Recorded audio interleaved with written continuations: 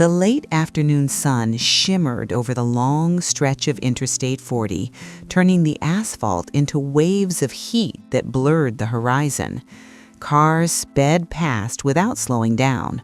On the shoulder of the highway, with the hood of a luxury sedan lifted, sat Margaret Collins, staring at the engine as if it were a question she could not answer.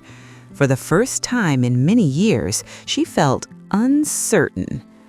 Margaret was used to control. A successful businesswoman from Chicago, she had built her career with discipline, sharp decisions, and an unbreakable routine. Boardrooms, deadlines, flights, and numbers filled her days. She trusted plans more than people and speed more than patience.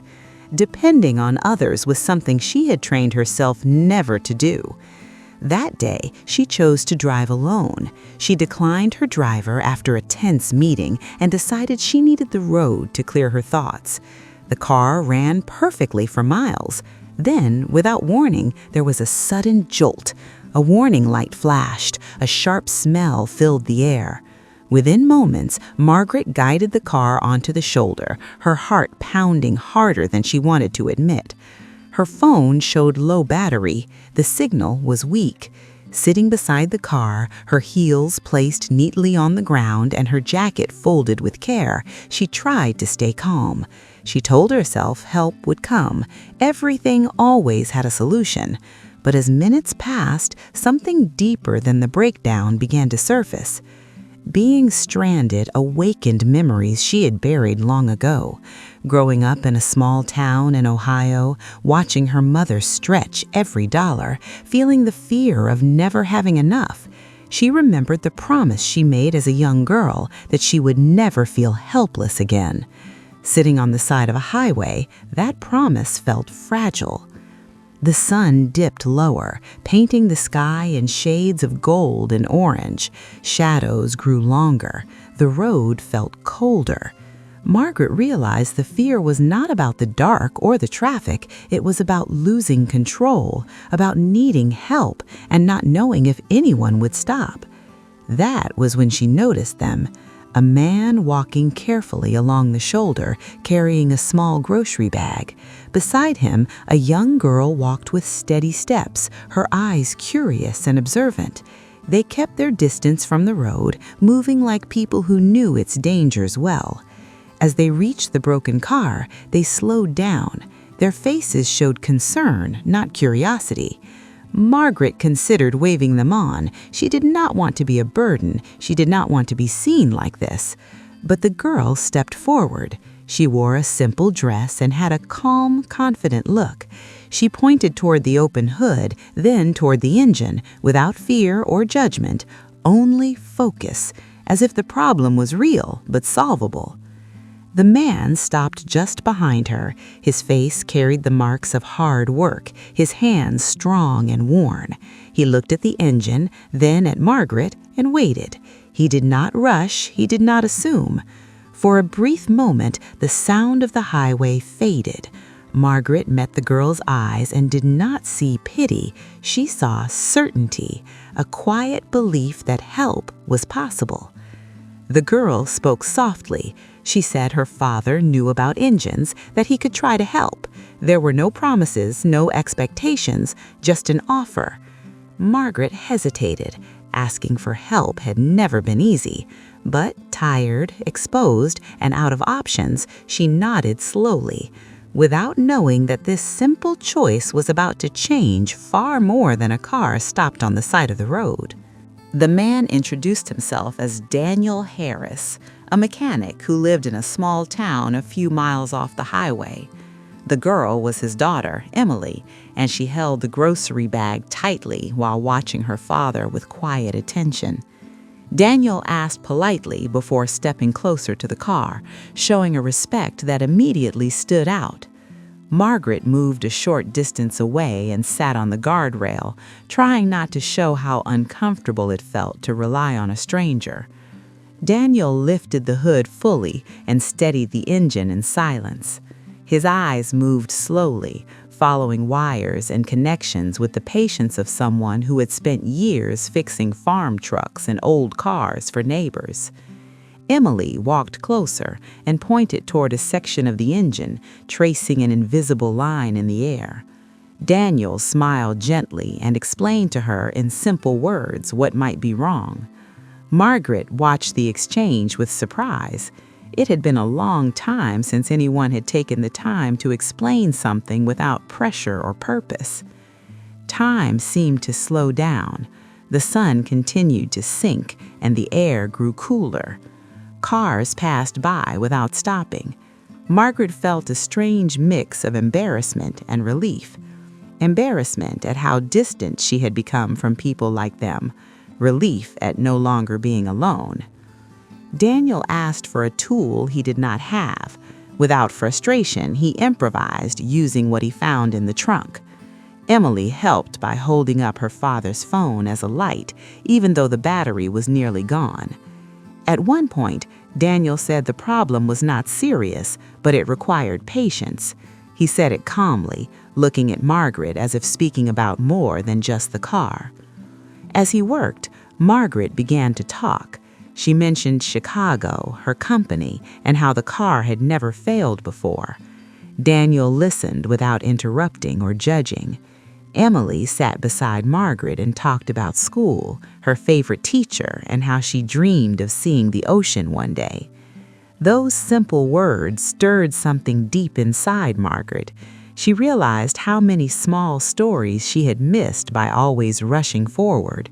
For the first time in years, she wished the moment would last longer. After several minutes, Daniel asked Margaret to turn the key. The engine responded weakly, then stopped. She tried again. Nothing. The sky darkened further. Margaret's chest tightened. Fear returned, stronger than before, along with the thought that this situation might not be fixed. Daniel took a deep breath and asked for one more minute. He adjusted something carefully, never losing his calm. Emily stood quietly, trusting completely. When Margaret turned the key again, the engine started, unsteady but alive. Before anyone could react, Daniel raised his hand and asked them to wait. He said it was too soon to celebrate. Emily pressed her lips together, nervous. Margaret felt a cautious hope rise inside her. Then, without warning, a sharp noise echoed from under the hood.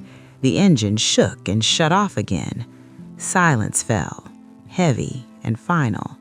Margaret closed her eyes, realizing the road ahead was still uncertain. The silence after the engine failed felt heavier than the noise of traffic. Cold air crept in as night approached, and the highway lights flickered on in the distance. Margaret stayed still for a moment, fighting the frustration rising in her chest. It was not just the car anymore.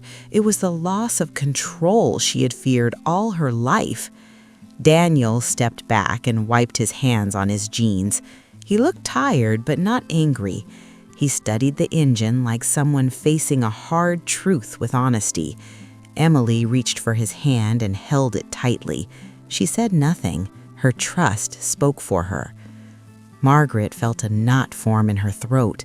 That child with so little carried a confidence she had lost long ago. A difficult thought crossed her mind.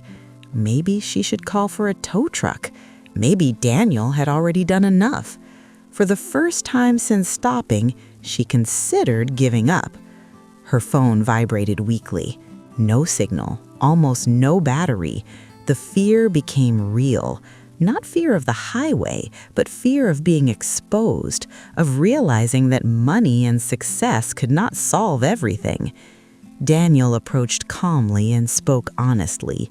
He explained the issue was more complicated than it seemed. He said he could try one last time, but there were no guarantees. He did not promise success. He did not ask for anything in return. He simply offered his effort. Margaret nodded silently and returned to the driver's seat. Her hands trembled on the steering wheel. Emily stood beside the door, watching the dashboard as if in quiet prayer. Daniel made a final adjustment, cleaning a worn contact and securing a loose wire, then looked up. Margaret turned the key, Nothing. She tried again, a weak sound. On the third attempt, the engine coughed and died. Margaret lowered her head. Tears came without warning, not for the breakdown, but for everything she had carried for years. She remembered her mother, the sleepless nights, the fear of not having enough. She remembered the vow never to depend on anyone. And there she was, crying on the side of a highway, supported by people she had never met. Daniel stepped closer but did not touch her. He spoke gently. He said everyone needs help sometimes, that asking for it does not make anyone smaller. His words were not comforting lies, they were truth, and truth can hurt. Emily reached into the grocery bag and pulled out a bottle of water. She handed it to Margaret with a shy smile and said everything would be okay. She said it with a certainty that allowed no doubt. Margaret took a sip, breathed deeply, and wiped her face. Something inside her cracked. It was not sadness, it was pride, an old, heavy pride that no longer served her. Daniel returned to the engine for one last attempt. Night had fully arrived. Headlights flashed by, lighting the scene for brief moments. He nodded for Margaret to try again. No promises, no expectations. Margaret turned the key once more. The engine started with a steady sound, stable, alive. No one cheered, no one spoke. They simply breathed in relief. But Daniel raised his hand again. He said they still needed to wait, that it was not time to trust it yet. The tension remained, because Margaret knew that no matter what happened next, that night had already changed her forever. The engine kept running, at first for a few seconds, then for a full minute. The sound was smooth and steady, as if the car had decided to cooperate at last. Daniel watched closely, refusing to relax too soon. Emily stared at the dashboard without blinking. Margaret focused on her breathing, feeling her heartbeat slowly return to normal. Daniel finally nodded and asked her to turn the engine off. Margaret did, then started it again.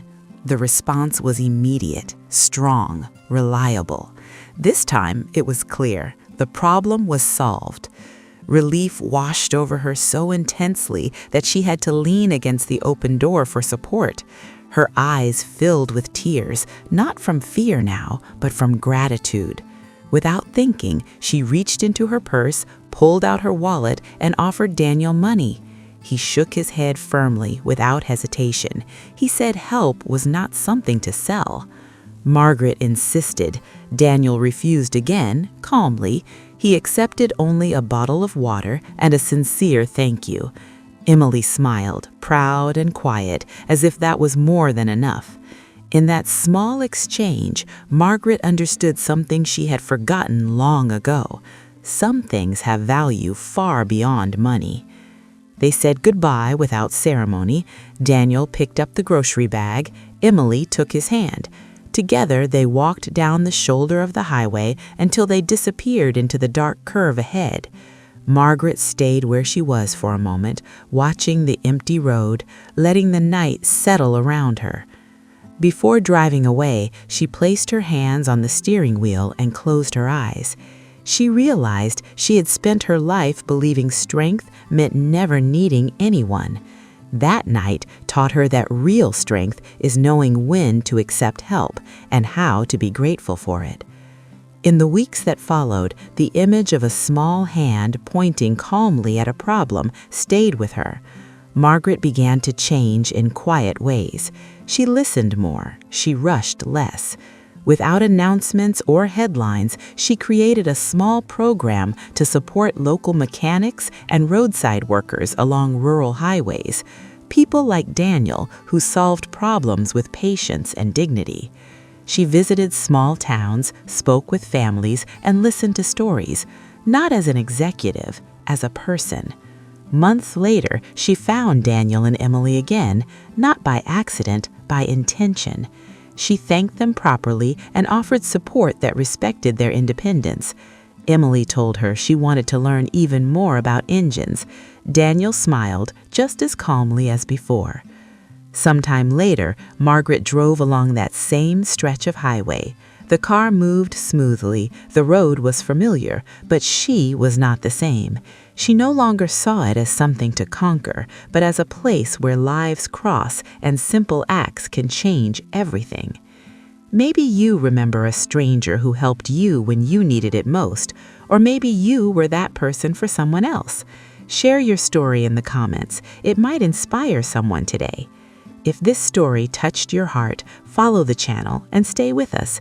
There are still many true stories of kindness waiting to be told.